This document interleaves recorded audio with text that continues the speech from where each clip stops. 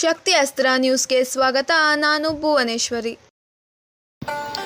ಯಲಹಂಕ ಕ್ಷೇತ್ರದಲ್ಲಿರುವ Tarabanahalli age care foundation ವೃದ್ಧಾಶ್ರಮದ ವತಿಯಿಂದ ಮಹಾತ್ಮ ಗಾಂಧಿ ಜಯಂತಿಯನ್ನು ಅರ್ಥಪೂರ್ಣವಾಗಿ ಆಚರಿಸಲಾಯಿತು.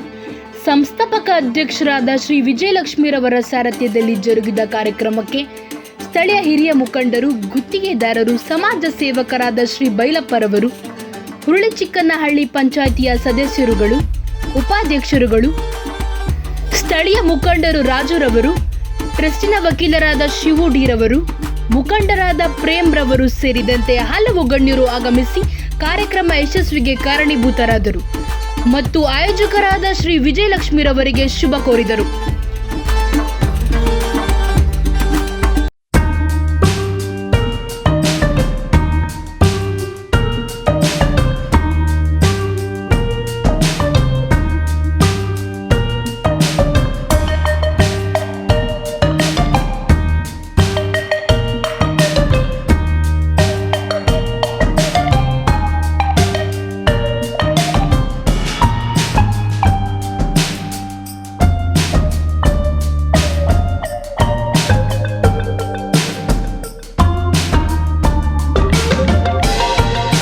ಗಾಂಧಿ ಜಯಂತಿನ ವಿಜೃಂಭಣೆಯಿಂದ ಆಚರಿಸಿದ್ದಾರೆ. ತುಂಬ ಸಂತೋಷ. ಇವತ್ತು ಇಲ್ಲಿ ಸೇರಿರ್ತಕ್ಕಂಥ ಎಲ್ಲರಿಗೂ ನಮಸ್ಕರಿಸ್ತಾ, ವಿಜಯಲಕ್ಷ್ಮಿ ಮೇಡಮ್ ಅವರು ಈ ಒಂದು ವೃದ್ಧಾಶ್ರಮ ಚೆನ್ನಾಗಿ ನಡೆಸ್ತಾ ಇದ್ದಾರೆ. ಇನ್ನೂ ಅಭಿವೃದ್ಧಿಯಾಗಿ ಚೆನ್ನಾಗಿ ಮುಂದುವರಿಲಿ ಅಂತೇಳಿ ನನ್ನ ಮಾತುಗಳನ್ನು ಮುಗಿಸ್ತೀನಿ. ಜೈ ಹಿಂದ್, ಜೈ ಕರ್ನಾಟಕ. ನಮಸ್ತೆ.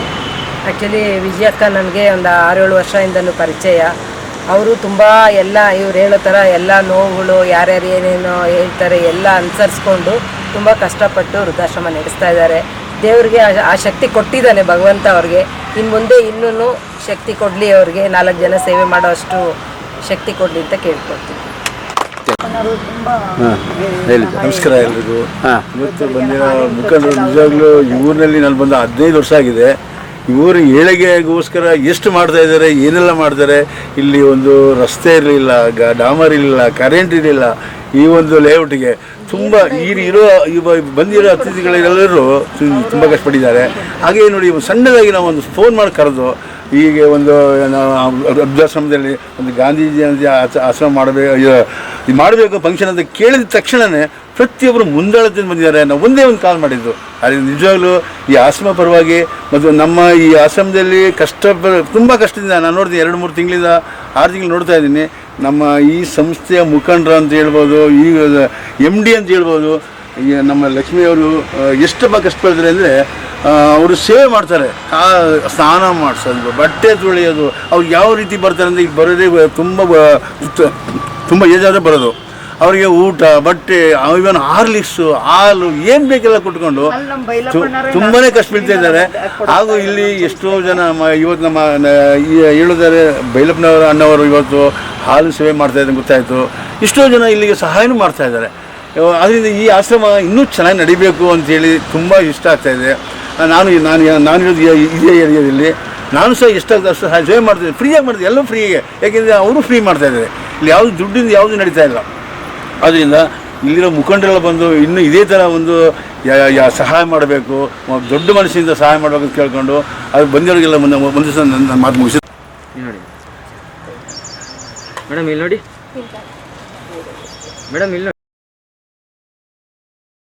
ಎಲ್ಲರಿಗೂ ಇವತ್ತು ಗಾಂಧಿ ಜಯಂತಿ ಪರವಾಗಿ ನಿಮ್ಮೆಲ್ಲರಿಗೂ ಶುಭಾಶಯಗಳು. ಈ ಓಲ್ಡ್ ಏಜ್ ಹೋಮ್ ಏನಿದೆ, ಏಜ್ ಕೇರ್ ಫೌಂಡೇಶನ್ ಪರವಾಗಿ ವಿಜಯಮ್ಮ ಅವರು ಮಾಡ್ತಿರೋ ಒಂದು ಉತ್ತಮವಾದ ಒಂದು ಸೇವೆಯನ್ನು ನಾವು ಮನಸ್ಪೂರ್ವವಾಗಿ ಎಲ್ಲರಿಗೂ ನಾವು ಶುಭಾಶಯಗಳನ್ನು ತಿಳಿಸ್ತಾ ಇದ್ದೀವಿ. ಅಮ್ಮ ಅವ್ರಿಗೂ ಶುಭಾಶಯಗಳು ಹೇಳ್ತೀವಿ. ಮತ್ತೊಂದು ಒಂದು ಕಾರ್ಯ ಅಂದರೆ ಒಂದು ಭಿಕ್ಷಿತವರಿಗೆ ಅಥವಾ ಒಂದು ಹಣ ಇಲ್ಲದವರಿಗೆ ತುಂಬ ಒಂದು ದರಿದ್ರದಲ್ಲಿರೋರಿಗೆ ಒಂದು 5 ರೂಪಾಯಿ, 10 ರೂಪಾಯಿ, 100 ರೂಪಾಯಿ ಕೊಟ್ಟು ಬಿಡ್ಬೋದು.